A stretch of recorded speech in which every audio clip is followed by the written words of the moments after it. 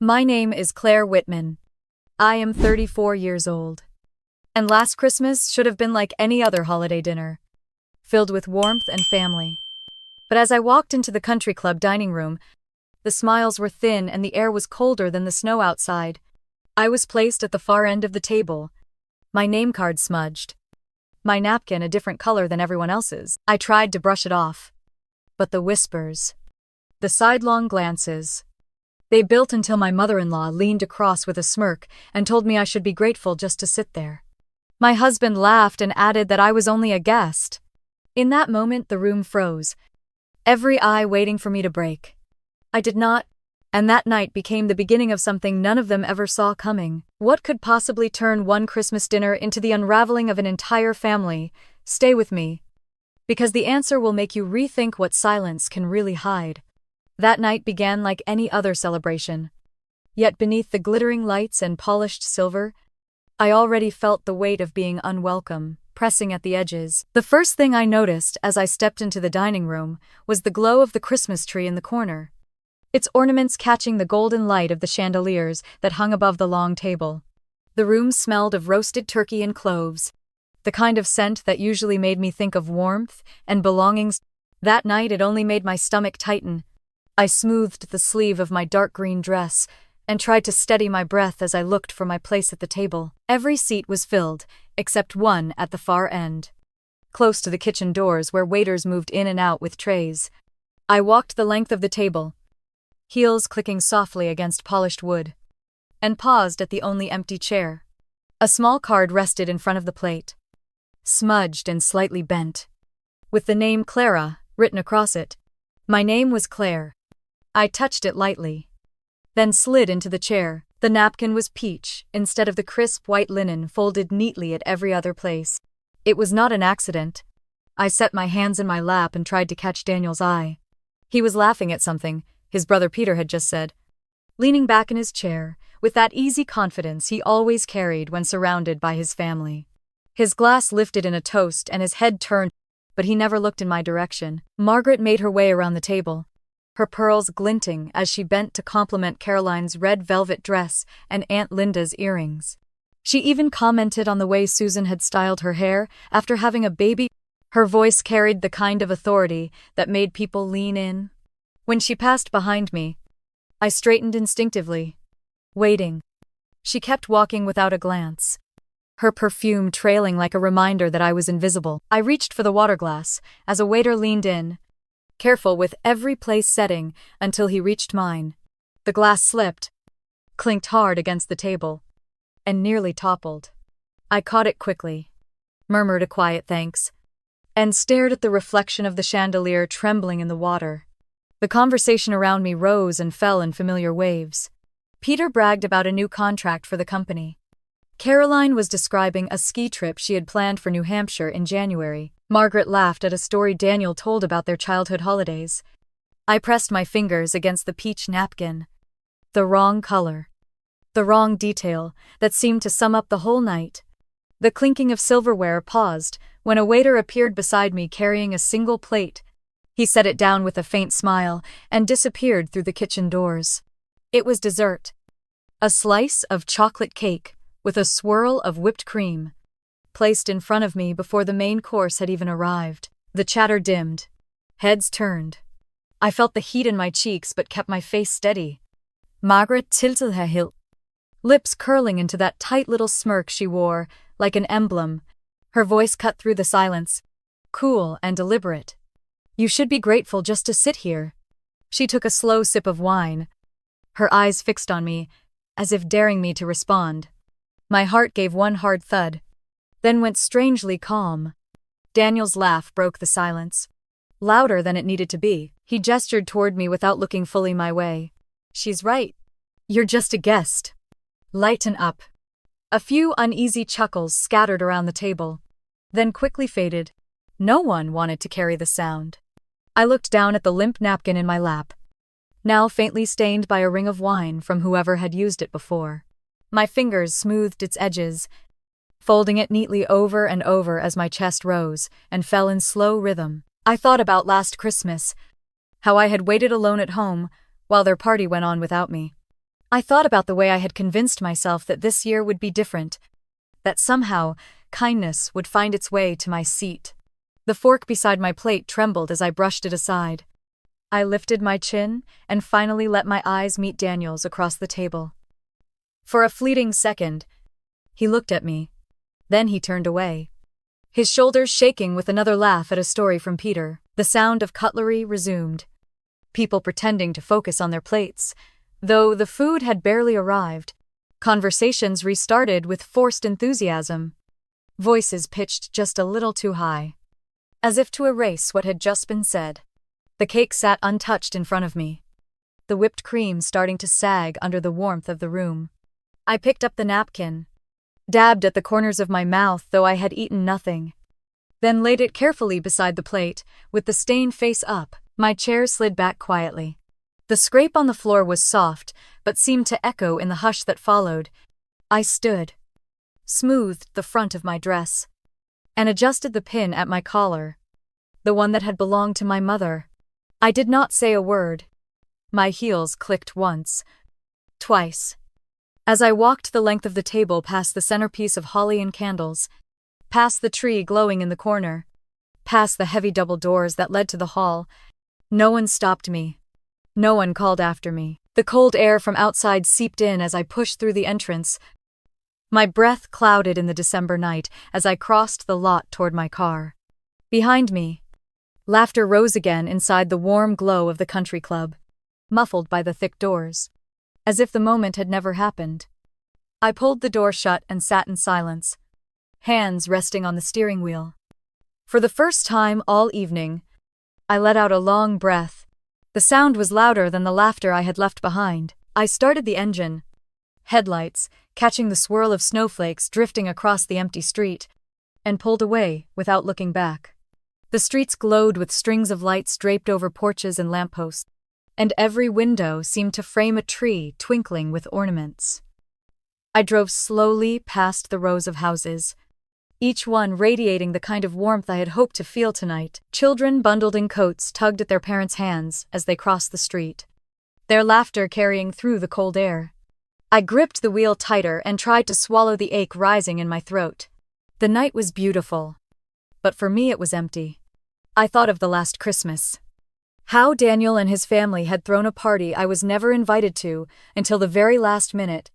A card had arrived days later, signed hastily, with my name spelled wrong. I had placed it in the drawer of my desk and pretended it meant something, though I knew it didn't.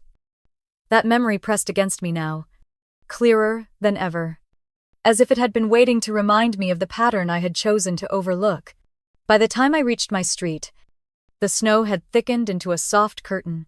I pulled into the driveway of my townhouse in Cambridge, the headlights cutting across the brick facade. Inside, the house was dark and silent. I stepped into the entryway, closing the door behind me, and set my keys on the table. My heels clicked faintly as I crossed the hall. I did not turn on the overhead lights, only the small lamp on the side table, which cast a soft amber glow across the room. I walked straight to my office, past the living room where the faint outline of a wreath still hung on the window. The office smelled faintly of leather and paper, a scent that always reminded me of my father. I stood in front of the bookshelf, reached behind the row of old law books, and pressed the latch. The panel clicked open, revealing the small safe recessed into the wall. My fingers moved with muscle memory as I turned the dial and pulled the handle. Inside was a navy blue folder with a gold tab embossed with the word contingency. I lifted it carefully and carried it to the desk, placing it on the polished wood.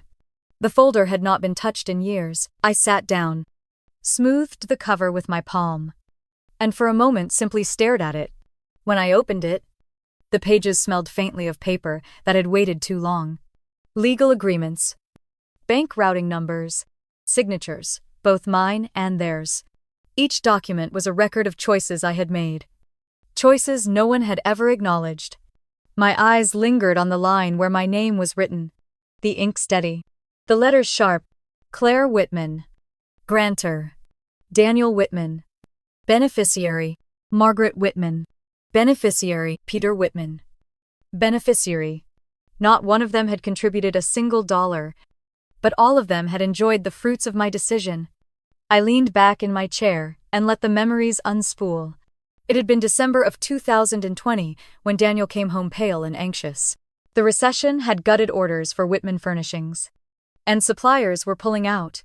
The business his father had built was crumbling, and the family was in quiet panic. I had listened as he said his mother was barely holding it together. His voice strained, but not panicked, because he knew I had the means to fix it. He asked if I would consider helping. Just a loan. Temporary, until things recovered. I had the money. My grandmother Estelle had left me a trust built from decades of investments in municipal bonds and real estate. No one else had wanted. She once told me that wealth was not for show. It was for protection. For power. And if I was generous with it, I must make sure the deed carried my name. At the time, I only wanted peace. I had agreed to help quietly, insisting my name be left out of it. Daniel kissed my forehead and called me 1 in a million. For a short while, he was sweet again. Grateful, even. Then the silence came. The family never spoke of the loan again. No one thanked me. No one acknowledged what I had given. A month later at Thanksgiving, Margaret lifted a glass of wine and toasted the resilience of the Whitmans. She said they had pulled through because their family did not give up. Because they worked hard and endured. I had smiled and bit the inside of my cheek until I tasted blood. But I said nothing. Now, in the quiet of my office, the memory of that toast burned hotter than ever. The sound of their laughter tonight, the smirk on Margaret's face, Daniel's careless chuckle. All of it was layered over years of being diminished, ignored, erased. My fingers hovered over the keyboard of my laptop. I opened the trust portal, the header still bearing my grandmother's name. My credentials unlocked the dashboard with a soft click. Lines of numbers filled the screen. Each one, a record of distributions sent to Whitman Furnishings, quarterly payments, dividends, interest earnings, all flowing steadily into accounts that carried their family name. My pulse steadied as my eyes moved across the screen. I traced the cursor to the section marked Active Distributions. A small icon blinked beside it. One click, and I could freeze every transfer. One click, and their lifeline would stop. I leaned back in my chair, the glow of the screen reflecting in the window beside me. Snowflakes drifted across the glass, each one catching the light like tiny sparks. I thought of the Christmas tree at the country club, how its lights had seemed so bright and unreachable from where I sat at the end of the table. I thought of the cake placed in front of me, mocking in its timing, a reminder that I was only ever an afterthought. My hand moved to the mouse. I pressed down and held it there, the cursor hovering over the option. My breath came slowly, evenly. I was not angry. I was not broken. I was clear. The screen flickered for a moment as the command processed. Then the confirmation appeared. Distributions frozen. I whispered into the silence, "Merry Christmas to me." I sat still for a long moment, listening to the hum of the heater in the corner. The house was quiet, the kind of quiet that made me aware of my own breathing. My phone buzzed once on the desk. Then again. I turned it over. Daniel's name. Margaret's. Peter's. Missed call after missed call. I did not answer. I placed the phone face down and leaned back in my chair, eyes fixed on the falling snow outside. The glow from the street lamps spilled across the drifted sidewalks, and for the first time that night, the silence felt like it belonged to me. I reached across the desk and slid open the drawer where I kept a small velvet box. The hinge creaked as I lifted the lid, and inside, nestled against faded satin, lay the brooch my grandmother Estelle had worn every Christmas Eve. A simple piece, silver with a cluster of tiny pearls. Nothing extravagant but unmistakably hers. I held it in my palm, letting the cool metal press into my skin, and memory pulled me backward to the winter. She was no longer with us. It was 2015. The year Estelle passed. She had been 83. Sharp until the end. Her voice always steady with advice. I only half understood at the time. She left me the trust. A collection of investments she had built slowly, patiently. When no one else believed in land on the outskirts of towns, or bonds from municipalities that seemed insignificant. I remembered sitting in the lawyer's office, the smell of paper and coffee heavy in the air. As they explained the structure she had created, my name was listed as the beneficiary. And for the first time in my life, I felt the weight of a responsibility I had not asked for. 3 years later. In 2018, Daniel's father, Edward, died suddenly of a heart attack. He had been 65, still active in Whitman Furnishings, the company he had founded decades earlier. The funeral was somber, but Margaret stood like a pillar, already slipping into the role of matriarch with a firm grip. It was understood without words that she would control the company now. Her voice, the one that carried. I remembered standing beside Daniel at the graveside, watching Margaret's chin lift higher than anyone else's, her hands folded neatly in her gloves. There was grief in her eyes, but also calculation. By 2020, the company was faltering, orders delayed, supplier pulling out, the economic downturn pushing every margin thinner. Daniel came home late one night, his face pale, shoulders heavy. He spoke of his mother pacing, Peter snapping at the staff, Caroline crying over how the family image might crumble. They were all unraveling, and he looked at me like I was the last option. I opened the folder, the same one sitting on my desk now, and I transferred $3.5 million to stabilize Whitman Furnishings. Daniel kissed me that night, his lips soft with relief. And for a short while, he was tender again. But within weeks, the gratitude faded. At Thanksgiving that year, Margaret raised her glass and praised the family's endurance, how their hard work had saved the company. Everyone clapped, even Daniel. I sat at the end of the table and pressed the edge of my fork into the napkin, biting the inside of my cheek until I tasted blood. No one mentioned me. My name had been erased from the story before the ink on the transfer had even dried. In 2021, my father Richard died after a short battle with cancer. He had been only 62, still practicing law, still sharp with every word. I flew back to Providence alone, Daniel claiming he could not leave the company during a crucial quarter. My father sat in his study on one of my last visits, the smell of lemon oil rising from the desk where he had laid out papers. He tapped his pen against the trust documents and said quietly that he had arranged for me to have full control. You do not need to use this unless they force your hand. Let them underestimate you if it gives you peace. One day they will push you too far. I had nodded, swallowing the knot in my throat. He had smiled faintly, his hand resting over mine. Claire, he said, wealth is not about status. It is about power and protection. Do not let anyone convince you that you are smaller than you are. Those words lived in me long after he was gone. The years that followed only proved him right. Each holiday, each family gathering, I watched Margaret claim the stage. She gave speeches about resilience, about sacrifice, about how her husband's legacy lived on because of her strength.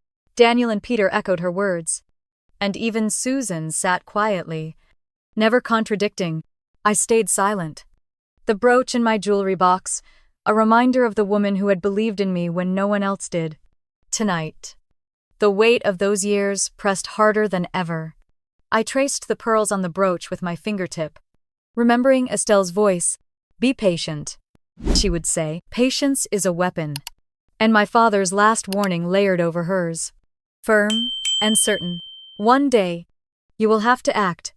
The phone buzzed again on the desk, lighting up with Daniel's name, then dimming when I ignored it. I closed the velvet box and set it gently beside the folder. The memories did not fade. They sharpened, aligning into a line that led straight to this moment. I pushed the chair back slightly and stood, holding the brooch against my chest before slipping it into the pocket of my dress. The snow outside thickened, swirling in the glow of the street lamp. My reflection stared back at me in the darkened window, no longer blurred by doubt, but steadied by something else. I whispered into the quiet, barely louder than my breath. One day has come. I turned back to the desk and stared at the glow of the screen, the cursor blinking, as if it were waiting for me to finally claim what had always been mine. The air in the room felt charged, The hum of the heater louder than usual. The shadows in the corners sharper. I steadied my hand on the mouse and scrolled through the distributions listed under Whitman Furnishings, line after line, quarter after quarter. Each payment cleanly documented. Each one, the quiet lifeline that had kept them afloat while they looked through me, as if I were furniture. I remembered Daniel's voice earlier that evening, his easy chuckle as he agreed with his mother. "You are just a guest." The words settled in me like stones. My father's warning rose again, firm and steady. "One day, they will push you too far." That day had arrived. I moved the cursor over the option to suspend transfers. A window popped up asking for confirmation. The details were precise, the numbers exact, and the authority attached to my name alone. For a moment my breath caught, not from doubt, but from the gravity of what it meant. Then my hand pressed firmly. The icon blinked, shifted color, and the screen refreshed. Distributions suspended until further notice. I sat back and let the chair creak beneath me. A strange calm filled the room. The kind of calm that comes when you know there is no turning back. My fingers found the trackpad again and slid down to the section marked passive dividends. With a few keystrokes, I redirected them into my personal holding account. Years of quiet accumulation would now flow toward me. Not them. My lips curved faintly as I whispered into the quiet. "Merry Christmas to me." The words felt neither triumphant nor cruel. They were a simple acknowledgement, a marker of the line that had been crossed. I closed the laptop, the click of the lid sounding louder than the laughter I had walked away from hours earlier. I left the office, folder still open on the desk, and padded into the kitchen. The hardwood floor was cool beneath my heels.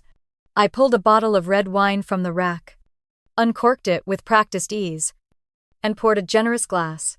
The liquid caught the glow of the small counterlight, deep and rich. I carried it into the living room, where my own modest tree stood in the corner. It was small, no more than 5 feet, decorated with ornaments I had collected since college. Silver stars, tiny glass baubelas, a crocheted angel that Estelle had given me when I was a child. The contrast between this tree and the towering one at the country club struck me sharply. That tree had been admired by dozens, a centerpiece for their display of wealth. Mine was quiet, personal, and real. I settled into the armchair by the window, pulling a blanket across my lap, and let the stem of the glass rest lightly between my fingers. Snow fell steadily outside, flakes swirling in the light of the street lamps. The houses across the street glowed with wreaths on their doors and candles in their windows. Families inside moved about, shadows crossing curtains, as voices drifted faintly through the still night. I sipped the wine slowly, letting the warmth spread through my chest. The buzz of my phone broke the moment. It rattled against the wooden side table. I ignored it at first, then turned it over. Daniel. His name lit the screen, then disappeared when I let it go dark again. Seconds later, it lit again. Margaret. Then Peter. The vibration came one after another until the phone seemed to pulse like a heartbeat. I reached for it, not to answer, but to read the message previews stacking across the screen. "Something's wrong with the account. Call me back." Daniel's tone was clipped, urgency in every word. Margaret's message tried for sweetness, asking me to call when I could, but the edge of panic bled through even in the preview. Peter's was blunt, demanding an explanation. I set the phone face down and lifted the glass to my lips. The wine was smoother now, less sharp, and the silence around me seemed to expand. For years I had filled silence with apologies, explanations, reassurances. Tonight, I filled it with nothing. The absence of my voice was louder than anything I could have said. The phone buzzed again, long enough that the vibration made it slide slightly across the table. I leaned forward and steadied it with one finger.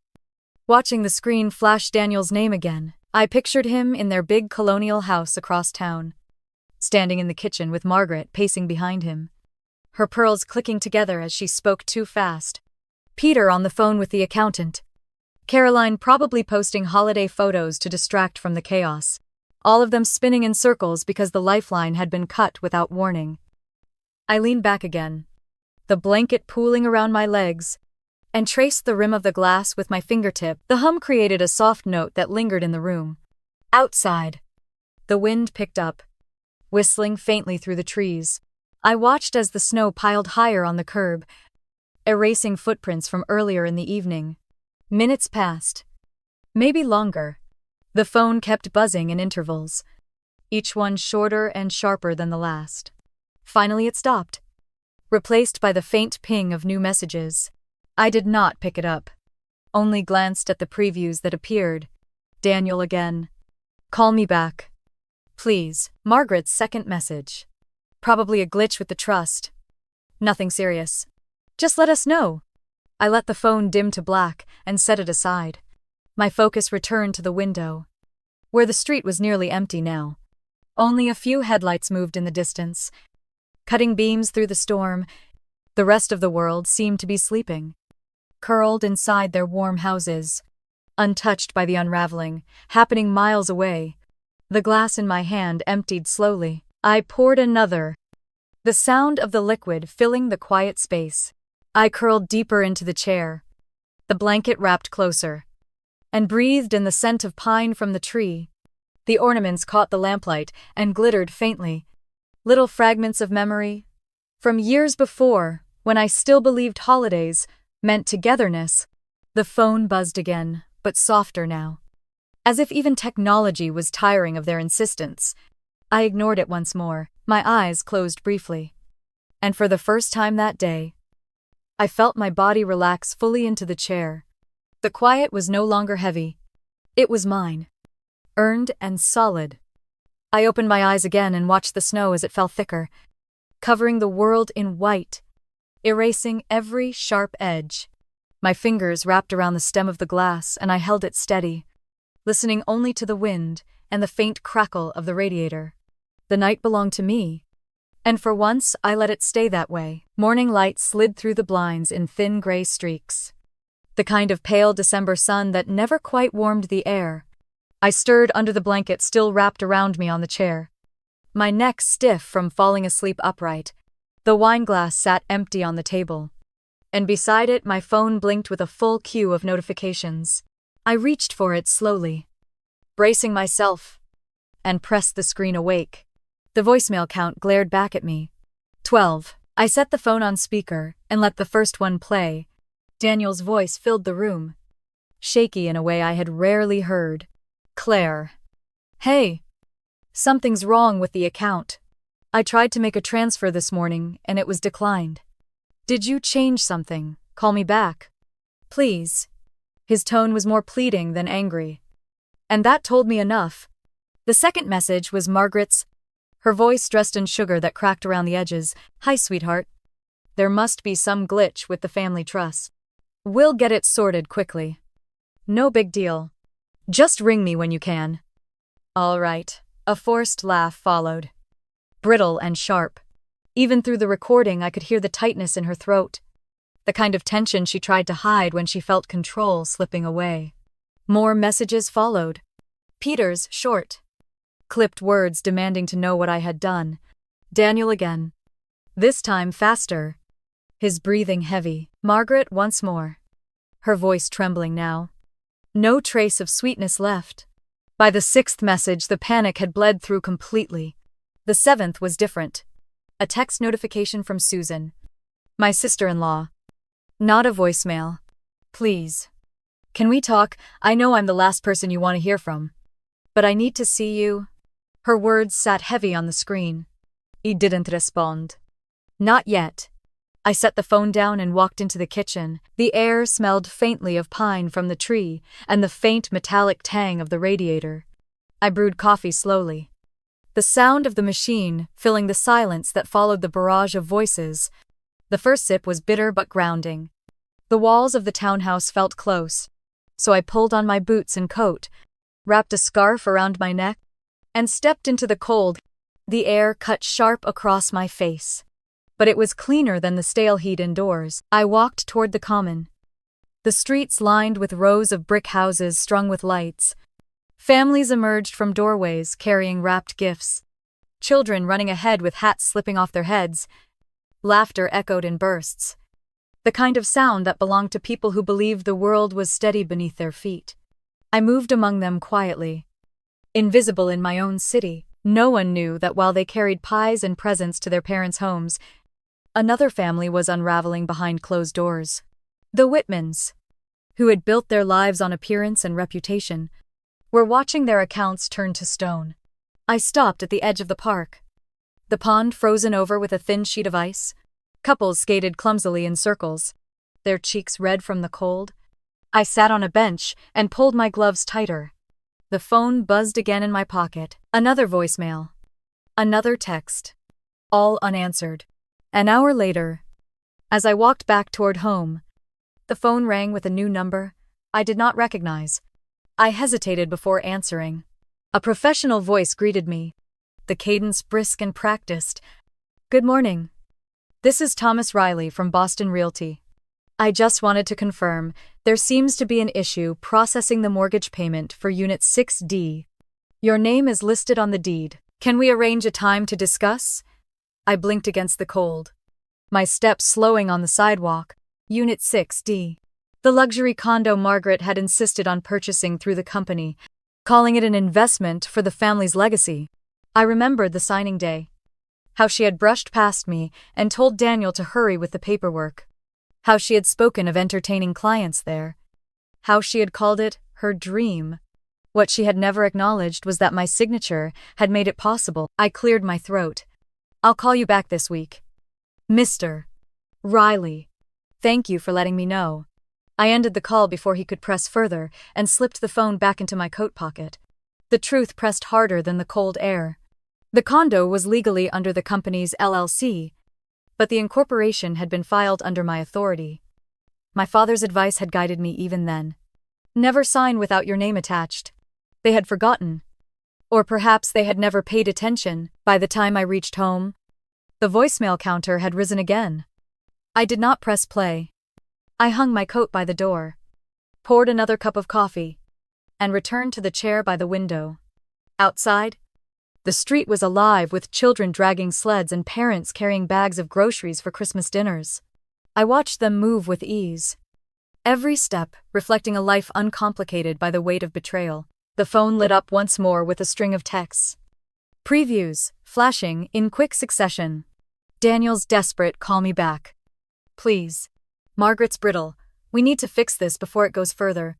Peter's blunt, "You are ruining us." Susan's quiet, "Please. I need to explain." I stared at the screen until it dimmed again. My reflection caught faintly in the glass. For the first time, I could see it clearly. They were not in control anymore, the panic in their voices, the urgency in their messages, the calls from realtors who were no longer being paid. It all pointed to one undeniable fact. The balance had shifted. I leaned back in the chair, the mug warm between my palms, and let the realization sink in. The family that had laughed at me, dismissed me, and treated me like an outsider at their table was unraveling piece by piece. And they knew, though they would never admit it out loud, that I was the reason. The knock at my door came late in the afternoon. Sharp against the quiet hum of the house, I set my mug down and waited, half expecting another delivery I had not ordered. Maybe a neighbor stopping by. But when I opened the door, Susan stood there, hair pulled back hastily, cheeks flushed from the cold. In her arms she clutched a thick manila folder, the edges worn as if it had been handled too many times in too few days. Her eyes darted past me into the hallway, then back to my face. "Can I come in?" she asked, voice low, almost breaking. I stepped aside without a word. She slipped in quickly, pulling her coat tighter around her, and hovered near the foyer, as if unsure whether she had the right to step any farther. I gestured toward the living room. "Sit." She shook her head, still gripping the folder. "It'sn't stay long. You need to see this." She opened the folder and thrust it toward me. Papers slid slightly from the stack. Receipts, bank statements, documents stamped with signatures I recognized all too well. I carried them to the table and began to sort through the pages. The first showed a transfer from the so-called family protection account, labeled Infant Trust, directly to a luxury spa in Back Bay. Another was a receipt for diamond earrings purchased at a jeweler downtown. Then, a wire transfer to an offshore account under Margaret's maiden name. Susan's hands twisted together as she spoke. Mom told me she needed my signature for a new account for the baby. She said it was about medical coverage, protection in case anything happened. I had just given birth. I was exhausted, and she said it was urgent. I signed without thinking. I held up one of the documents. These have your name on them. She nodded, tears welling. I thought I was signing for my son. I thought it was about him. Not about this. I laid the papers flat on the table, my fingers trembling slightly as I sifted through them. Each page was a map of deceit, every line proving how Margaret had twisted even her own grandchild into a tool for her vanity. Memories surged uninvited. The quilt I had brought to their house last fall, soft blue patches stitched with bears and stars. Margaret had snatched it from my hands before I could lay it in the crib. You are not the mother. You do not get a say. Her words had stung, sharp as glass. While Susan had stood silently in the doorway holding the baby, I had swallowed the insult and left quietly. But the echo of that moment returned now with a clarity that made my chest ache. Susan sat on the edge of the couch, her shoulders hunched. I am sorry, Claire. I should have told you sooner. I should have stood up to her. I studied her. The woman who had often smirked when Margaret belittled me. The woman who had never contradicted her family, yet now her eyes were raw with regret. Maybe she had been complicit through silence. But at least she was here. What do you want me to do with this? I asked softly. She shook her head. I don't know. I just couldn't keep it anymore. She said she would pay it back. That no one would notice. But she hasn't even taken the baby to the doctor in months. Her voice cracked on the last word. I froze, my hand tightening on the edge of the folder. No pediatric visits in months. No medical oversight, just a trust account drained for spas and jewels while a child was left unseen. The silence stretched, heavy and suffocating. Susan wiped at her cheeks with the sleeve of her sweater. I wanted to believe her. I wanted to think she cared. But now? She looked down at her hands. Now I just feel like a fool. I closed the folder with a decisive snap. This is bigger than you or me. She looked at me. Fear and hope tangled in her eyes. What are you going to do? I drew in a slow breath and stood, carrying the folder back to my office. She followed, hesitant. As I set it beside the laptop, the snow outside had thickened again, pressing shadows against the window. I powered on the screen, the glow spilling across the desk, and pulled up the secure portal I had bookmarked months earlier. One I had never thought I would need. Mandatory, reporting for Child Protective Services. I glanced at Susan. Her face had gone pale, her lips parted as if to speak, but no sound came. I began scanning the documents, attaching them one by one. Bank transfers, receipts, signatures, all lined up in cold, undeniable sequence. In the subject line I typed only 3 words. Audit request. Urgent. Susan whispered behind me. Are you really doing this? I kept my eyes on the screen. Someone has to. When the cursor hovered over send, my chest tightened. Not with fear, but with certainty. I pressed down. The screen flickered and confirmed submission. The folder still sat open on the desk, its weight heavier than the paper inside. I closed it carefully and slid it into the drawer. My grandmother's brooch gleamed faintly on the shelf above. Catching the light, I thought of her words, of my father's, and knew that this step was not revenge. It was protection. Susan stood quietly, her arms wrapped around herself. She looked both relieved and terrified. What happens now? She asked. I exhaled slowly and turned toward her.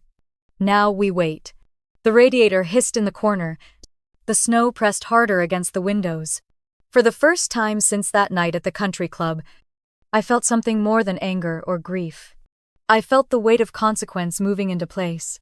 The next morning, my phone buzzed against the table before I had even finished my first sip of coffee. The screen lit with a name I hadn't seen in months. Mrs. Langley. The woman who had lived across from the Whitmans for more than 20 years before she moved to Somerville last spring. Her message was brief but heavy. CPS is at their house. They're asking about the baby's medical records. I stayed out of the way, but it doesn't look good. I read it twice. Then a third time. My fingers tightening around the mug. The steam curled upward into the cold air of the kitchen. But the warmth did nothing to ease the chill in my chest. It had begun, minutes later. The phone rang again. This time, Margaret's name flashing across the screen. I let it ring. Watched it dim. Then buzz again immediately. I pressed accept and held it to my ear without speaking. Her voice came through. Sharp and frantic.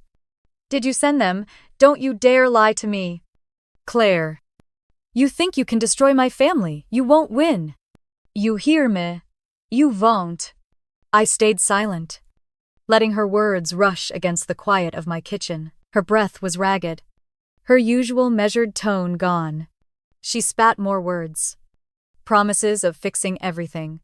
Curses muttered under her breath. For the first time in years, I heard her lose control. When she realized I would not answer, she hissed into the line one last time. This is not over. Then the call ended, leaving me with the low hum of the refrigerator and the faint rattle of the window pane against the winter wind. I set the phone face down and drew a long breath. Her panic confirmed what I already knew. She was guilty. And she knew the walls were closing in. The day passed in fragments. Snow softened against the windows. Traffic thinned on the street. And I let the phone vibrate again and again, without answering. By evening, I had gathered the folder Susan had given me and placed it in my bag. Tomorrow I would take it farther than CPS. Tomorrow, I would place it in the hands of the law. On the morning of the 27th, I dressed in a black wool coat and boots. Hair pulled back. No makeup. The air was brittle and sharp as I walked through the narrow streets of Beacon Hill toward the offices of Denning and Carter, a small firm tucked between a bank and an old bookstore. Inside, the lobby smelled of leather and faint coffee. The receptionist led me to a corner office where Mr. Denning waited. He was in his late 50s, tall with silver at his temples, and eyes that missed nothing. His desk was stacked with neat piles of case files. He rose as I entered, shaking my hand with a grip both firm and warm. Claire, he said. Please, sit. I placed the folder on his desk and opened it. These are the documents my sister-in-law brought me. She thought she was signing for her child's trust. It wasn't. He adjusted his glasses and began reading. Page by page, his brow furrowed deeper, his pen tapping softly against the desk. When he reached the notarized amendment with Susan's signature, he paused. His eyes moved between the paper and me. Did you sign this? No? I said. My voice steady. And neither did she. He set the page down slowly. Then, this is fraud. If Margaret used these papers to divert funds, especially from an account labeled for a child, it is criminal. At minimum, it's forgery. At worst, it could bring felony charges. The weight of his words filled the office. I sat straighter, my hands clasped tightly in my lap. This is not just about family betrayal anymore. Is it? He shook his head. Not at all. This is about law. He leaned back, folding his hands together. I have handled cases like this before, but rarely do they involve such blatant misuse of a child's trust. If the state pursues it, she could face not only fines but potential prison time. Ifat mu bretstead. Slower and firmer than before. For years I had wondered if I was imagining the cruelty, if the sharpness in Margaret's words was merely personal disdain. Now it was clear. She had broken the law. And the law was answering.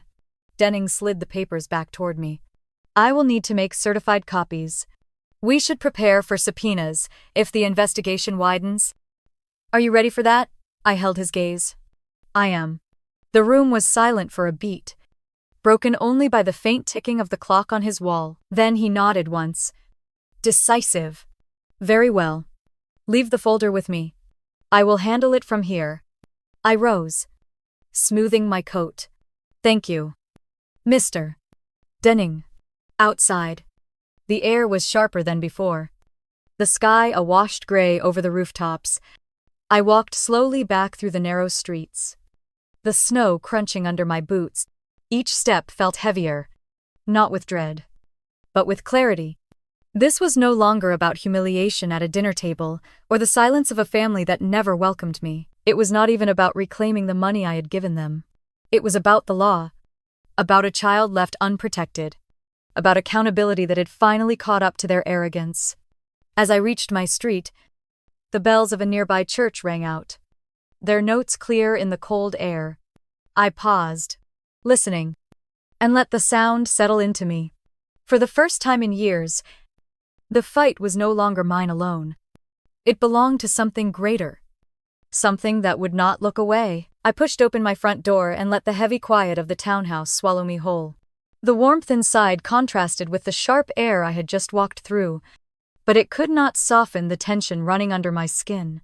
I set my bag down by the stairs, slipped out of my boots, and reached for my phone almost without thinking.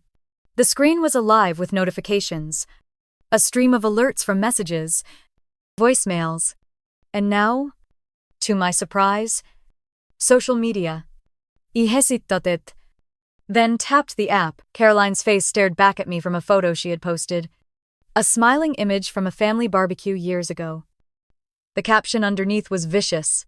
She wrote that I was a traitor, that I had turned against the family that took me in, that I had always been jealous of their success and resentful of their traditions. She painted me as greedy, as cold, as someone who would use legal tricks to break apart her husband's legacy. Hundreds of comments piled beneath it. Some offered sympathy, echoing her words, but most were different. They were filled with speculation, sharp questions about why CPS had shown up at Margaret's house the day after Christmas, why neighbors had seen government cars in the driveway, why whispers of IRS trouble had started swirling. A few commenters mentioned Whitman Furnishings by name, asking if the company had been propped up by money that did not belong to them. Caroline's attempt to shame me had opened a door she could not close. I scrolled slowly, letting each line sink in. Strangers debated whether I was a victim or a villain. But what mattered was that the family's polished image was cracking. They had spent years cultivating prestige in Boston, hosting dinners and making donations at galas. But gossip spreads quickly, and nothing erodes a reputation faster than the scent of scandal. A sharp buzz pulled me back to the present, a new message, this time from Peter. His words were clipped, angry. You are tearing this family apart. Stop this before it's too late. No greeting. No signature. Just accusation and command. Moments later, another message appeared. Daniel, we can fix this together. Just mit me. Let's talk. It doesn't have to go this far. His words carried the tone of a man trying to bargain, trying to remind me of a partnership that had long ago eroded into silence and dismissal. I stared at the screen, remembering his laugh at the country club when he agreed that I was just a guest at my own Christmas dinner. Together had never truly meant together. I set the phone down, walked into the kitchen, and poured myself a glass of water. The faucet hissed, the glass filled, and I leaned against the counter, staring at the small pine wreath hanging in the window. Outside, the snow fell in heavier sheets, layering the world in white. My reflection stared back at me in the glass, pale but steady. The buzzing started again from the living room table. This time, it was the family group chat. I picked up the phone and opened it. The thread was chaos. Margaret typing long messages, half coherent, demanding to know what had happened to the funds. Peter ranting about loyalty and betrayal, accusing me of destroying Edward's legacy. Caroline throwing more barbs, claiming I had manipulated Susan and spread lies. Daniel's messages were scattered in between, softer, but no less desperate. We can solve this. Please. Claire. Answer us. The words poured in faster than I could read them. They were unraveling in real time, each message contradicting the last, fear and anger spilling from their fingers. They still believed that if they cornered me, if they shouted loudly enough, I would back down as I always had. I walked to my office, the wooden floor creaking softly under my steps. The familiar weight of the room steadied me. I sat at the desk and opened the laptop. The screen lit up, casting a glow across the folder still lying there, its edges worn from my hands. I clicked into the directory where Denning had uploaded the certified documents. There it was. Trust Control Amendments, Rev 03. My name printed clearly at the bottom. My authority as sole trustee legally confirmed. The file was precise, irrefutable.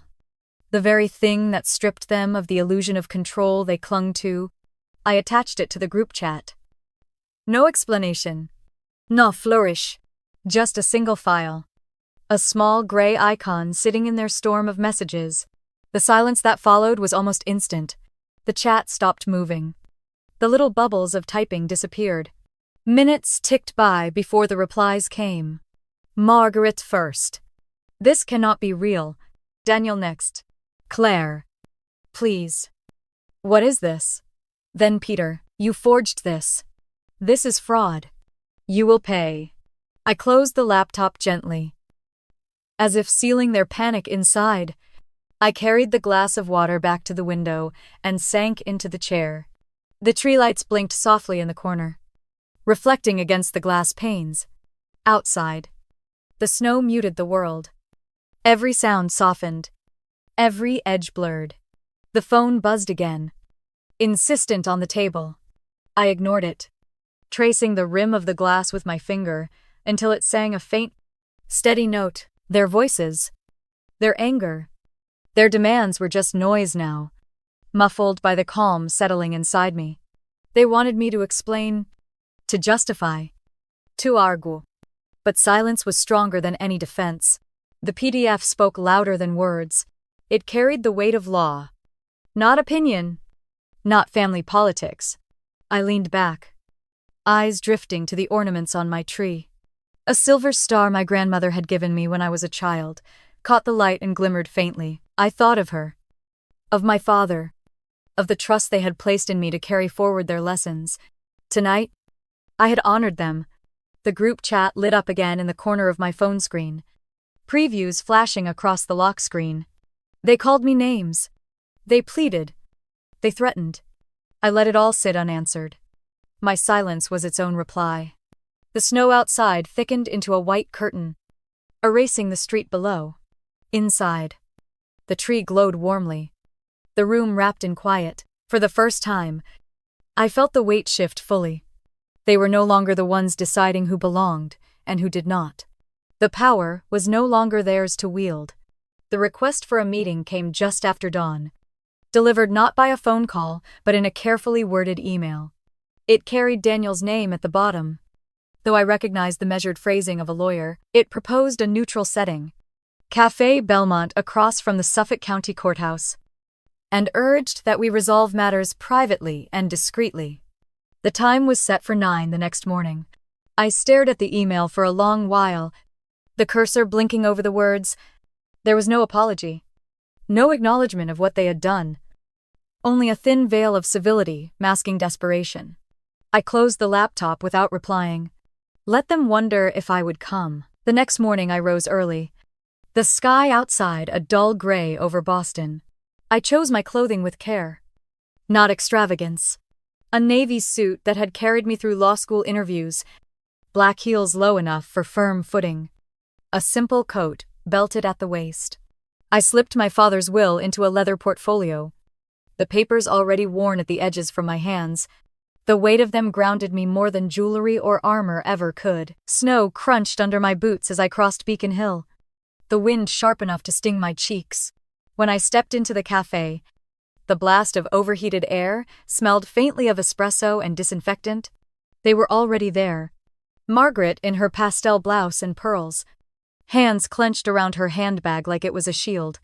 Peter said besul here, arms folded tightly, jaw set in anger. Caroline was absent, Perhaps too rattled by her failed campaign online, Daniel stood as I approached, trying for courtesy, his smile thin and wavering. At the end of the table sat their attorney, Mr. Hale, his wire-rimmed glasses glinting under the fluorescent lights. Daniel gestured toward the empty chair across from them. "Thank you for coming. Claire, please, sit." I lowered myself into the seat, setting the portfolio on the table beside me. My hands folded over each other while I waited. Margaret was the first to break the silence. Her voice trembled with contained fury. "You have humiliated us. You dragged government agencies into our home. You have smeared this family's name in the city where we built everything." I met her eyes. "I did nothing more than stop protecting you. The law did the rest." Her lips pressed thin. "This isn't about legality. It's about loyalty. You were supposed to be part of us." Daniel leaned in, his voice softened to coaxing tones. "We are still your family. Claire, despite everything, we can fix this if we stand together." I turned to him slowly. "Were you ever?" The question landed, like a stone dropped into still water. His eyes flickered, and for a moment the mask slipped. Peter leaned forward abruptly, his voice cutting. "You think this is justice. It's petty revenge. You're destroying us for your pride." I reached calmly into my portfolio and slid a folder across the table. My father's will. Notarized.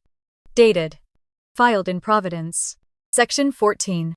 Clause B. It names me as sole trustee of the Estelle and Richard Morris Trust. That includes control over Whitman Furnishings and all related assets. Mr. Hale adjusted his glasses and began scanning the document. His pen tapped once. Twice. Then stilled. The silence stretched as his eyes moved line by line. Finally, he set the papers down with deliberate care. "From what I see, this is valid. Her authority is legally binding." Margaret snapped her head toward him. "What are you saying? This cannot stand." He cleared his throat. The filings were proper.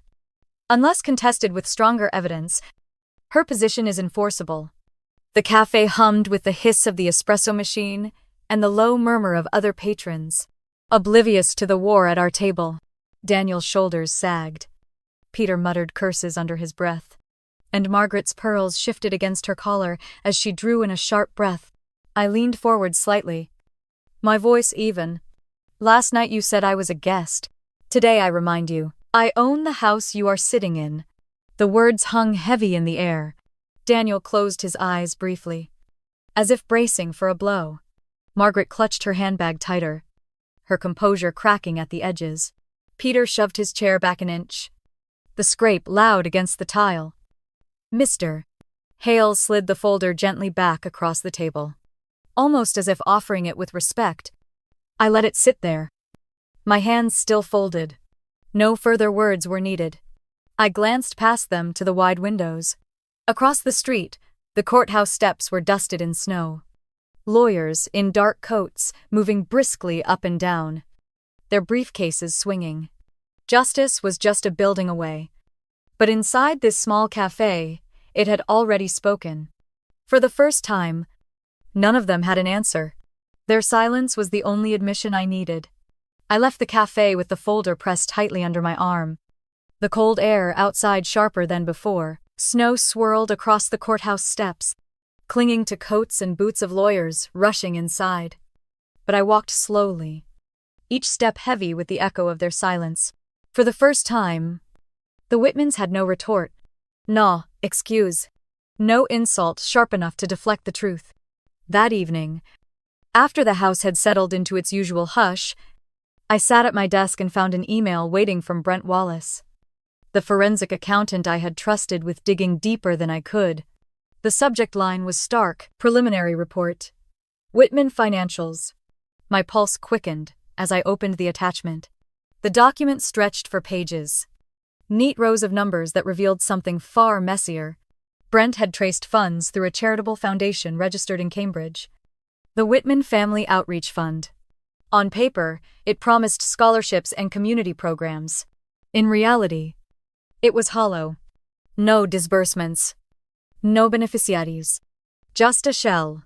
Transfers flowed in and out with precision. Margaret's name was on the incorporation papers, her maiden name tucked into the filings like camouflage. Daniel's signature appeared in the authorization logs, showing monthly withdrawals masked as consulting expenses. The amounts weren't small. Tens of thousands. Sometimes more. Siphoned off under the cover of philanthropy. I leaned back, pressing my hand against my forehead. Maria's voice came back to me. The housekeeper who had served them for years before she left quietly one winter. "You didn't hear it from me," she had whispered as she handed me tea. "But they hide more money than you think." I had let the words drift then, too weary to chase shadows. Now, in Brent's meticulous rapport, the shadows were solid.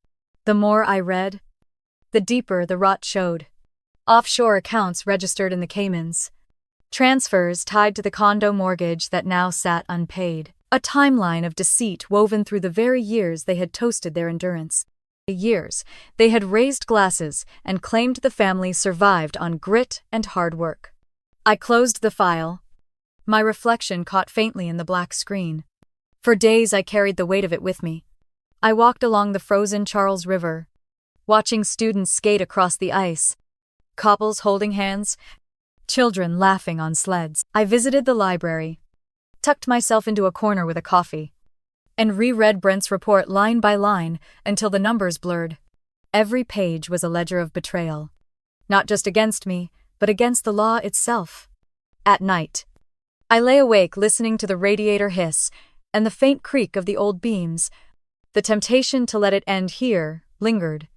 I had already frozen their accounts, exposed their cruelty, reminded them that their power was hollow. Did I need to press further? But each morning, the answer sharpened. Yes. If I stopped, I became what they had always counted on. Silent. Afraid. Complicit. This wasn't only about humiliation or money anymore. It was about a pattern that reached into forged signatures, stolen funds, even the neglect of a child. On the third day, I returned to my office, pulled the leather portfolio closer, and opened my laptop. Brent's report sat on the desktop. Waiting, I scanned through once more, highlighting key transactions, verifying signatures. Then, I opened a new secure email draft addressed to a contact at the Internal Revenue Service, the department that handled high-value fraud cases. I attached the file, added supporting documents, and wrote in the body only what was necessary. Financial irregularities identified. Trust misappropriation confirmed. Request for federal audit. I signed it simply with my name. Nothing more. Nothing less. My finger hovered over the mouse, the cursor blinking over the send button. I thought of Margaret's tight smile at the country club, of Daniel's laughter as he called me a guest, of Peter's threats in the family chat, of Caroline's venom online. I thought of Susan's trembling hands as she handed me the folder, of Maria's quiet warning, of my father's steady voice telling me one day would come. The weight settled into clarity. I clicked send. The whir of the laptop fan filled the quiet as the email disappeared into the system. Carried beyond me, out of their reach, into the hands of the law. I sat back, the portfolio still open beside me. The papers spread like silent witnesses. Outside, the snow had begun again, falling softly against the windowpane. I wrapped my hands around a fresh cup of coffee and watched the flakes drift through the lamplight. My chest felt lighter. Not from triumph, but from resolve. Whatever came next would not be my burden to prove alone. It would belong to the courts, the auditors, the investigators who would not look away. For the first time in years, I had stopped being their shield. I had placed every piece of evidence in the light, and there would be no turning it back into shadow. The new year arrived not with fireworks or champagne, but with headlines and sealed envelopes. On January 3rd, I woke to an email from the bank, effective immediately. Whitman Furnishings accounts were suspended, pending federal review. The words were plain, clinical, but they landed with the weight of a gavel. Their lifeline was gone. the steady stream of funds frozen behind a wall of auditors and judges who owed them no loyalty. By the following week, the collapse was visible on the streets. Unit 6D. The glossy condo Margaret had boasted about to anyone who would listen, now wore a foreclosure notice, taped in red across its door. I heard first from a neighbor who worked in real estate. He called me after passing through the building, his voice carrying both disbelief and a hint of satisfaction. I went to see it myself 2 days later. Snow was banked against the lobby windows, the hallways dim, and there it was, the notice plastered bold against the cream-colored door. A property once used as a stage for their pride reduced to paperwork and silence. The Boston Herald ran the photo next. Margaret caught outside her townhouse, her pearls glinting in the gray light, her expression twisted with something between anger and panic. The headlines stretched across the page. Family Trust under federal audit. I read the article twice. The words were careful, citing federal sources, confirming the audit, detailing the freeze. It named no suspects, offered no conclusions. But the damage was done. Their reputation, polished over decades of parties, donations, and public gestures, had cracked wide in print. I cut the article out and slid it into the leather portfolio that had become my quiet archive. It was not gloating. It was record. Proof that the world was finally seeing what had long been hidden. The knock at my door came 3 days later. Just after dusk, the lights on my tree still glowed faintly in the corner. I opened the door, and there stood Daniel. Hair disheveled, coat wrinkled, a bouquet of white lilies clutched in his hands. His face looked older than 35, lined with exhaustion, eyes sunken as if sleep had abandoned him. "Claire," he said, his voice trembling. "Please. Can we talk?" I stepped back, letting him inside. He walked slowly into the living room, placing the flowers gently on the coffee table as though they might anchor him. His eyes lingered on the tree, then turned to me. "We can start fresh. You and me. Forget all this noise. Forget the mistakes. We can rebuild. Move forward." The words hung between us. Fragile. Desperate. For a heartbeat. I saw the man I had once loved, the one who had brushed snow from my coat when we were still students, who had promised a future that never arrived. Then the memory of his laugh at the country club, of his silence in the years that followed, burned it away. I walked to the cabinet and pulled open a drawer. From inside, I drew the slim folder I had kept since 2014. I placed it on the table and opened it with steady hands. The prenuptial agreement. Our signatures. Side by side. Ink still sharp on the page. The terms were unambiguous. My inheritance remained separate. My assets untouched. The condo I purchased legally mine. His claim to my life and my future, null. His eyes widened as they fell on the document. Recognition dawned slowly, his lips parting. Breath-catching. "You kept this, of course," I said softly. "You signed it."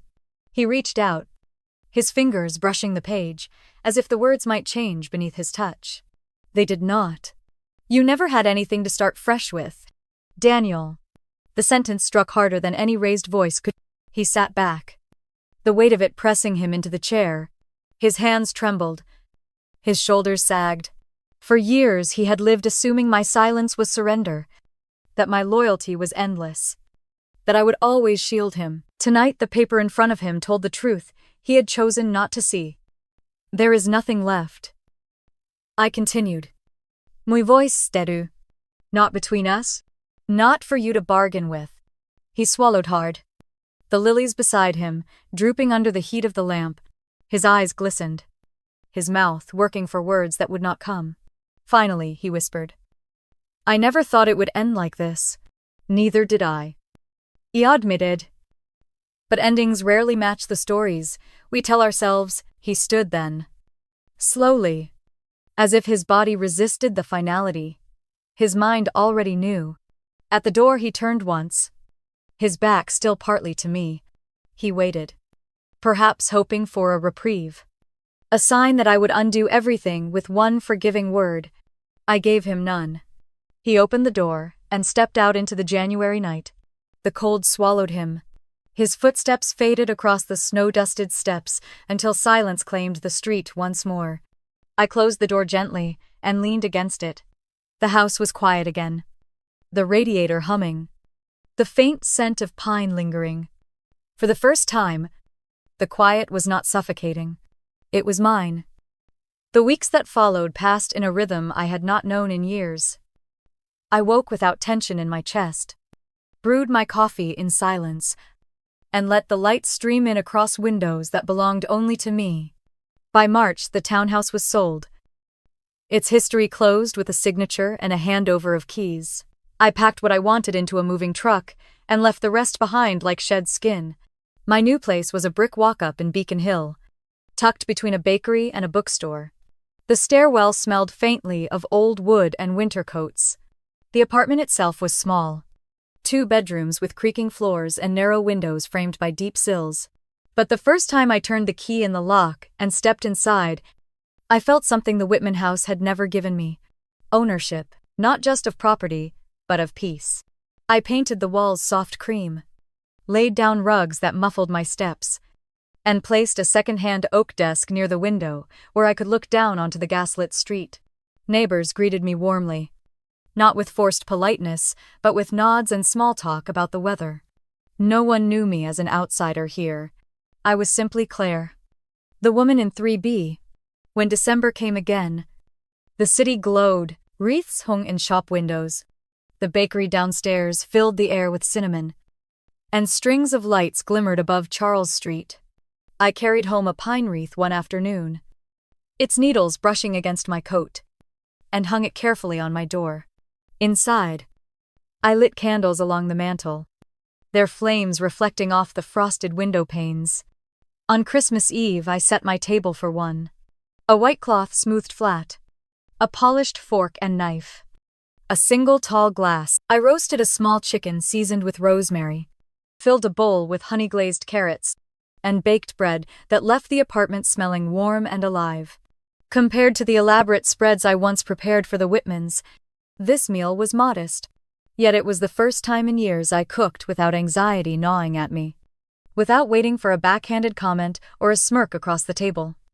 I poured sparkling water into the glass, watching bubbles rise to the surface. Outside, snow drifted softly onto the rooftops, muffling the city's hum. Across the street, a family gathered in their living room, children's laughter ringing out as wrapping paper tore. I watched them briefly, not with longing, but with peace. My table was enough. My company enough. I thought back to the year before, to the glittering country club.